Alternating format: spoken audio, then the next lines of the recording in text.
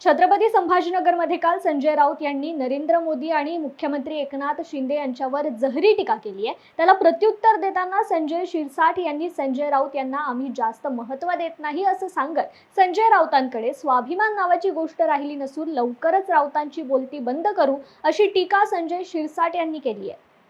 संजय राऊतच्या टीकेकडे करता दुर्लक्ष केले पाहिजे। या माणसाला स्वाभिमान नावाची कोणती वस्तू यांच्याकडे राहिलेली नाही। मुख्यमंत्र्याला तो भाजपची रखेल म्हणतो। आम्ही उठाव केला होता ना, तर त्यावर त्याला त्याच्या नाकावर टिचून जे मी बोलणार होतो त्यांच्या नाकावर टिचून आम्ही केलेला स्वाभिमानाने केलेला तो उठाव होता। जे शिवसेना प्रमुखांना अपेक्षित होता तसा उठाव आम्ही केला आहे। ही आमच्यात असलेली हिंमत आहे। हे काय करतायत? हे एकाही माणसाने विरोध केला।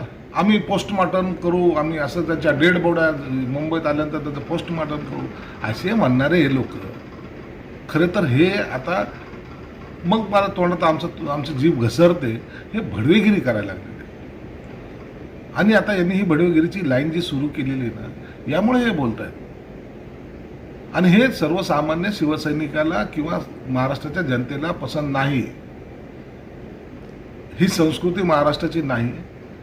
म्हणून संजय राऊतला त्याची जागा दाखवल्याशिवाय लोक सुद्धा गप्प बसणार नाहीत आणि त्याचा सगळ्यात मोठा जो लॉस जो होणार आहे तो उबाटा गटाला होणार।